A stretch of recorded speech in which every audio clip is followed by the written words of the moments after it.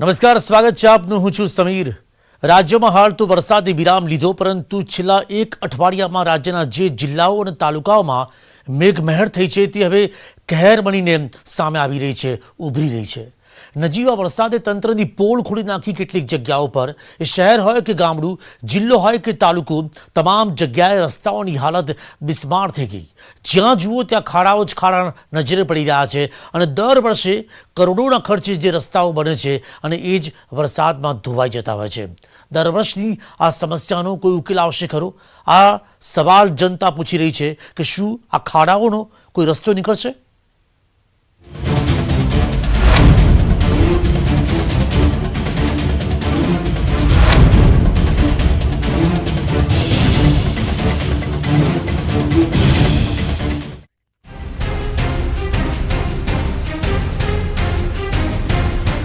ધોવાઈ ગયો રસ્તો, રસ્તામાં પડી ગયા ઊંડા ઊંડા ખાડા, નેશનલ હાઈવેની બદથી બદતર હાલત, અકસ્માતને આમંત્રણ આપતા રસ્તાઓ.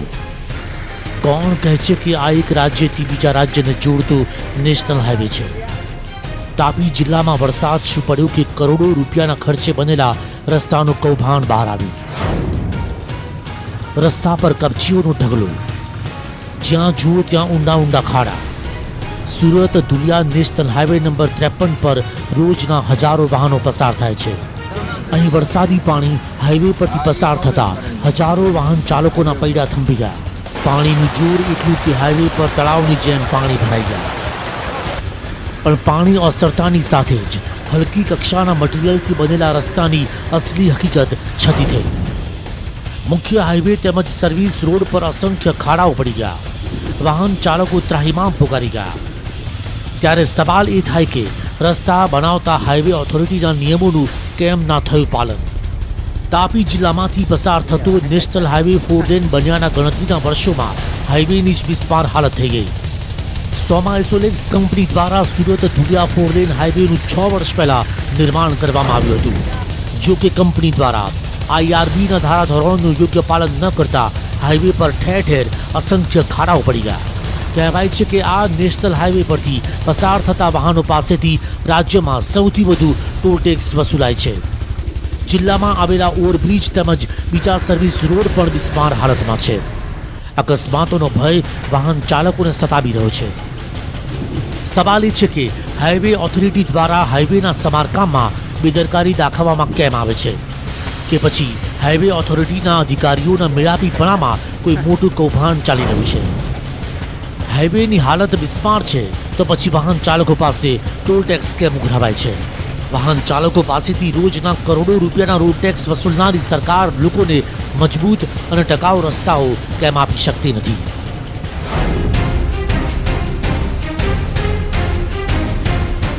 તો ભરૂચમાં ઓવરબ્રિજ લોકો માટે ખતરનાક સાબિત થઈ શકે છે.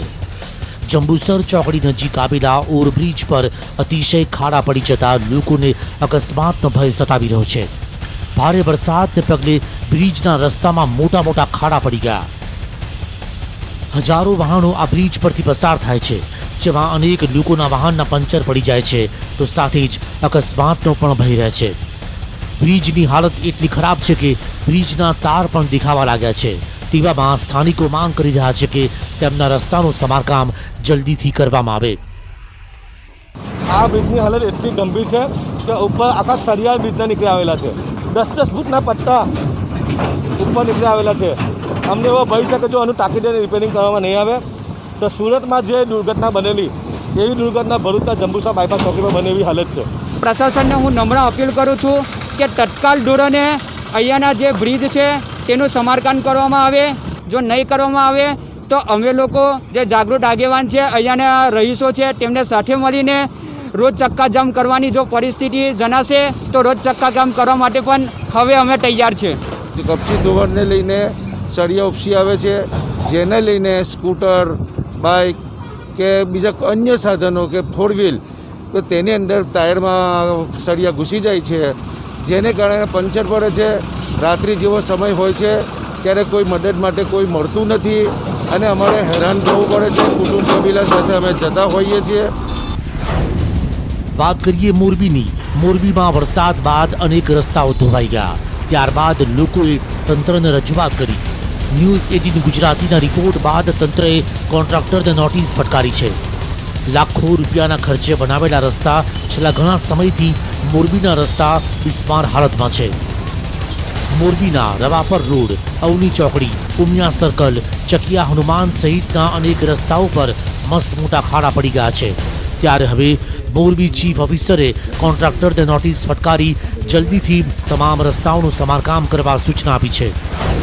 નગરપાલિકા વિસ્તારમાં જે રસ્તાઓ નવા બન્યા અને તૂટી ગયા એજન્સીને નોટિસ આપવામાં આવી છે. ગેરંટી પીરિયડના રસ્તાઓ બનાવવાના અત્યારે રિપેરિંગ કરવાની કામગીરી ચાલુ છે. વાત વાવડી રોડની ગટર ઉભરાવવાના પ્રશ્નો છે. ત્યાં રોડનું કામ ચાલતું હોય એટલે પાણી ભરાયેલા છે. ગટર ત્યાં ચોકઅપ હતી એ રિપેરિંગ કરવામાં આવી દીધેલા છે. અત્યારે લોકોને જે હાલાકી ભોગવવી પડે છે, અત્યારે હાલમાં તમે જુઓ તો રોડ રસ્તાની ઉપર એક તો રસ્તા તો છે જ નહીં, બધી કોરા ખાડા, જેના હિસાબે અત્યારે માણસોના કાં તો વાહન અંદર વહી જાય છે, ભૂગર્ભ ગટર ખુલ્લી હોય છે અને માણસોને પણ એવી રીતના ભયંકર બહુ નુકસાન થાય છે, જેનું અત્યારે મોરબી જનતા ભોગવે છે. કલેક્ટર ઓફિસ આગળ ખુદ અહીંયા અધિકારીઓ નીકળે છે, અધિકારીને શું ખબર નહીં હોય કે આ રોડની તપાસ કરાવો કે કેમ આગળ નથી થતા? તો અંદર સેટિંગ જ ચાલે છે. તો રોડનું કામ તમે તાત્કાલિક ચાલુ કરો ને કે પ્રજાને સાથે રાખીને અમે આંદોલન કરશું. આ તરફ પંચમહાલના ગોધરામાં ખાડાનું સામ્રાજ્ય જોવા મળી રહ્યું છે. ચોમાસાના વરસાદે તંત્રની પોલ ખોલી નાખી.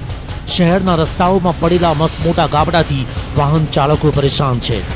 શહેરના ભાગોળ, સ્ટેશન રોડ, સિગ્નલ ફળિયા, ભૂરાબાવ અને સાપા રોડ સહિતના વિસ્તારના રસ્તા બિસ્માર હાલતમાં છે.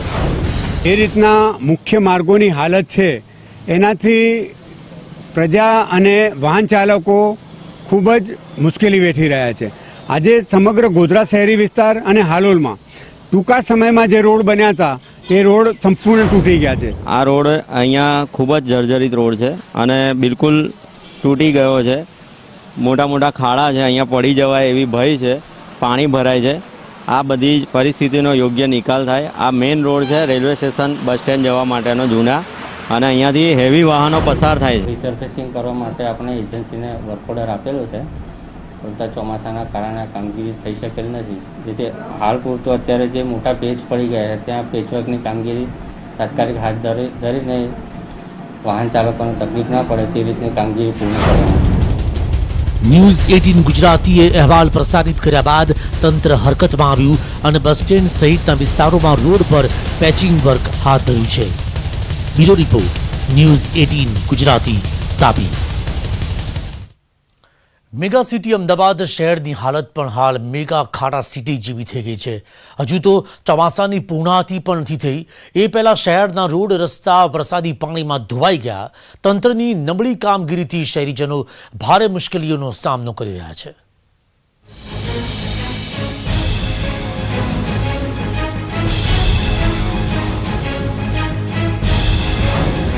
અમદાવાદ નથી, ખાડાબાદ છે. રસ્તાઓ પરથી ડામર ધોવાયા અને રહી ગઈ છે માત્ર કપચી અને ખાડા. આ વરવા દ્રશ્યો છે મેગા સિટી અમદાવાદના, જેના મુલાયમ માર્ગોની ચમક વરસાદે છીનવી લીધી છે. અમદાવાદમાં થોડો વરસાદ પડે કે તરત જ એએમસીનો પ્રી મોન્સૂન પ્લાન ખાડામાં જતો રહે છે. દર વર્ષની સમસ્યા પ્રમાણે આ વર્ષે પણ મેગા સિટી અમદાવાદના ઘણા રસ્તાઓ ખાડામાં બદલાઈ ગયા છે. વાત કરીએ બોપલની, તો બોપલ વિસ્તારમાં ઘણી જગ્યાએ રસ્તાઓ પર ખાડા પડેલા છે અને ખાડા એવા કે વાહન ચાલકોની કમર ભાંગી જાય. દર વર્ષે ખાડા પડે છે, તેમ છતાં તંત્ર દ્વારા કોઈ કામગીરી નથી કરાતી. ત્યારે તંત્ર અને ખાડાઓથી પરેશાન લોકો જાતે જ ખાડા પૂરવા માટે મહેનત કરી રહ્યા છે. અમદાવાદ શહેરમાં ઠેર ઠેર ખાડા પડી ગયા છે. તમામ રોડ રસ્તાઓ છે તે ધોવાઈ ગયા છે. એટલે કે સામાન્ય વરસાદમાં પણ આ સમસ્યા જોવા મળી રહી છે. ત્યારે જે લોકો છે, જાગૃત લોકો છે, તે પોતે અહીંયા વ્યવસ્થા કરી રહ્યા છે કે આખા જે ખાડા છે ત્યાં મૂરવાનું કામ કરી રહ્યા છે કે જેના કારણે વાહન ચાલકો હોય તેને પરેશાનીનો સામનો ન કરવો પડે. પરંતુ અહીંથી જે વાહનો નીકળી રહ્યા છે તે ખૂબ જ મુશ્કેલી અનુભવી રહ્યા છે, કારણ કે ચારે દિશામાં આપ જોઈ શકો છો કે આખા મસમોટા ખાડા પડી ગયા છે અને તેના કારણે જનતા છે તે પરેશાન થઈ રહી છે. ઠેર ઠેર આ ખાડાના કારણે ભાઈ આપ લોકો અત્યારે જે રીતે ખાડા પડી ગયા છે, કેટલી વાહન ચલાવવામાં મુશ્કેલી પડે છે? અહીંયા તો બહુ જ મુશ્કેલી પડે છે અને દરેક ચોમાસામાં આવા રીતે ખાડા પડી જાય છે અહીંયા આગળ. અને અમે અહીંયા ડેલી આ રસ્તો અમે યુઝ કરીએ છીએ. અમને અવર જવર તકલીફ બી બહુ પડે છે આવવા જવામાં. અહીંયા તો હજુ ઓછા ખાડા છે, આગળ જઈએ તો વધારે ખાડા આવે છે. ત્યાં આગળ કોઈ રીડેવલપમેન્ટ થતું નથી. વાહન ચાલકો છે તે ખૂબ જ મુશ્કેલીનો સામનો વેઠી રહ્યા છે, કારણ કે ચારે દિશામાં છે તે મોટા ખાડા પડી ગયા છે. તંત્ર દ્વારા જે કામગીરી કરવી જોઈએ તે કામગીરી થતી નથી અને વાહન ચાલકોએ પરેશાન થવાનો વારો આવી રહ્યો છે.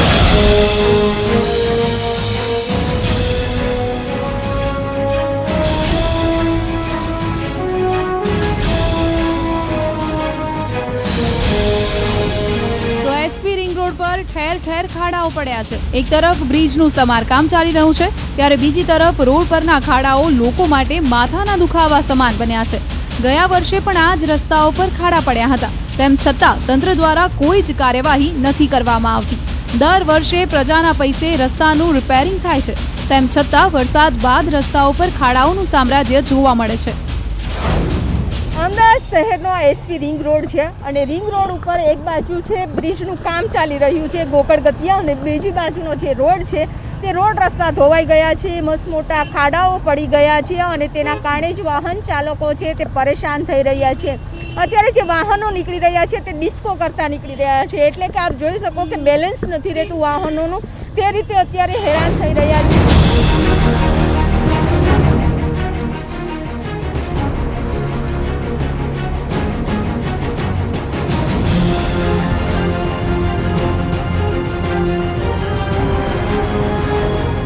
એસપી રિંગ રોડથી સાણંદ જવાનો આ રસ્તો છે.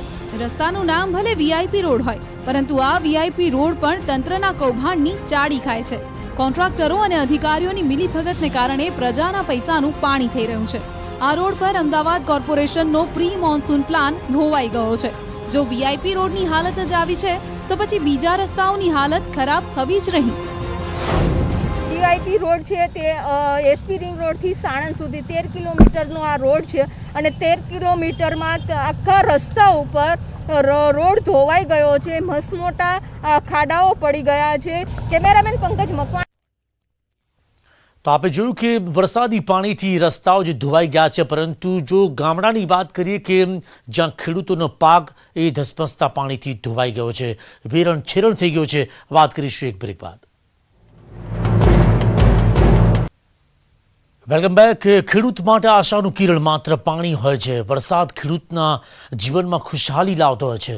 વરસાદનો એક છાંટો તેના અંતરને અનેરી ટાઢક આપતો હોય છે, પરંતુ જ્યારે આજ વરસાદ અતિશયોક્તિ કરીને તૂટી પડે ત્યારે તબાહી મચાવી દેતો હોય છે.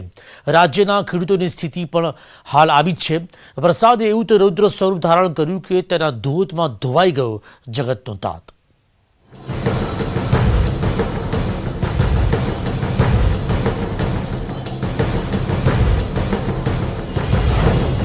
બે વાર પાક ફેલ થઈ ગયા. મહેનતનો પરસેવો પાણીમાં તણાઈ ગયો.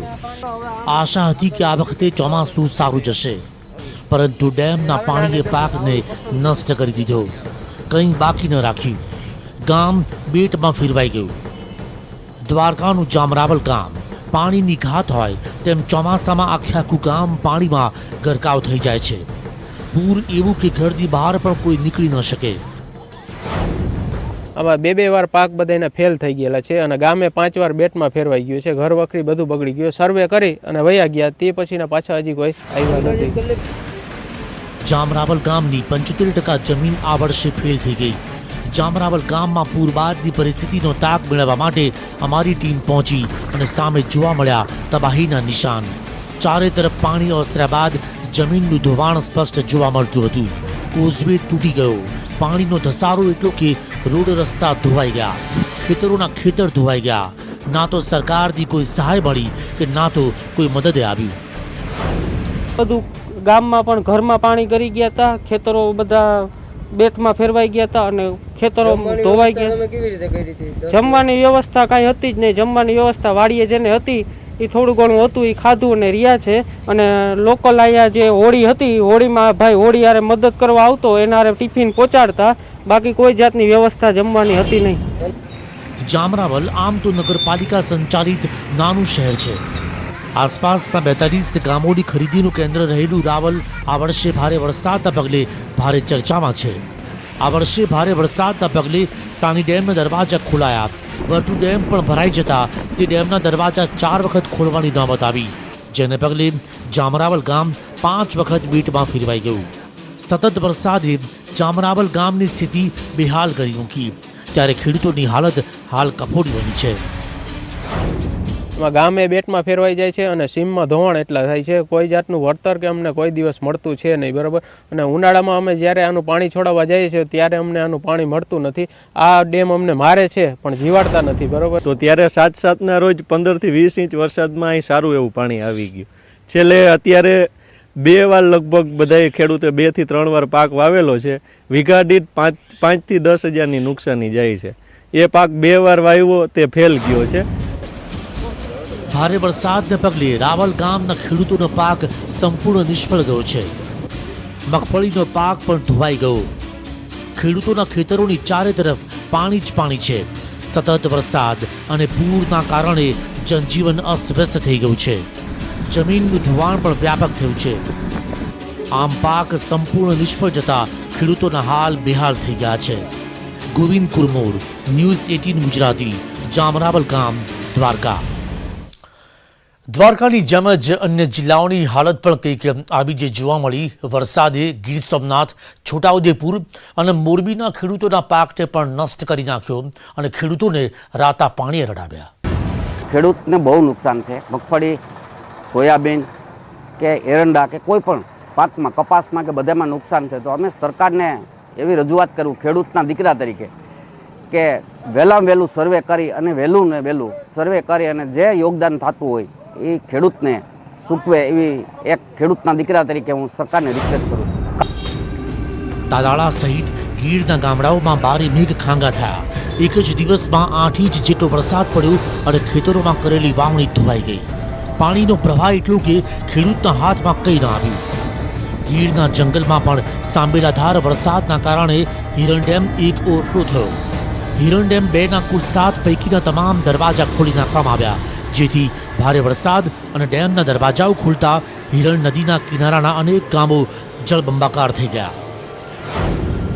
વેકરા અને બધાને કારણે અત્યારે રોડ ઉપર પાણી ફરી વળ્યા છે, ખેતરોમાં બી પાણી ફરી વળ્યા છે, જેના કારણે પાકમાં ઘણી બધી નુકસાની ગઈ છે. મગફળીનો પાક બધા ખેડૂતોને નાશ પામ્યો છે. ગીરને મેઘરાજાએ ઘમરોળ્યા બાદ આજે પણ તાલાળા તાલુકાના અનેક ખેતરો જળબંબાકાર છે. રસ્તાઓ પર પણ પાણી વહી રહ્યા છે, જેના કારણે ખેડૂતો હજુ પણ ચિંતિત છે. તાલાલા સહિત ગુંદરણ, બ્રાહ્મણવા, ભેરાળા, મંડોર, માધુપુર સહિતના ગામો જળબંબાકાર છે. હાલ તો વરસાદે વિરામ લીધો છે, પણ જો હવે વધુ વરસાદ પડશે તો અતિવૃષ્ટિ જેવા હાલ થશે.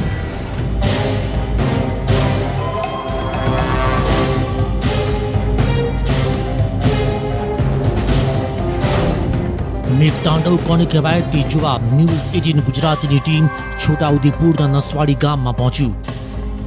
અહીં પહોંચતા જ અમારા કેમેરામાં એવા વરવા દ્રશ્યો કેદ થયા કે જેને જોઈને ખેડૂત રીસરનો રડી પડે.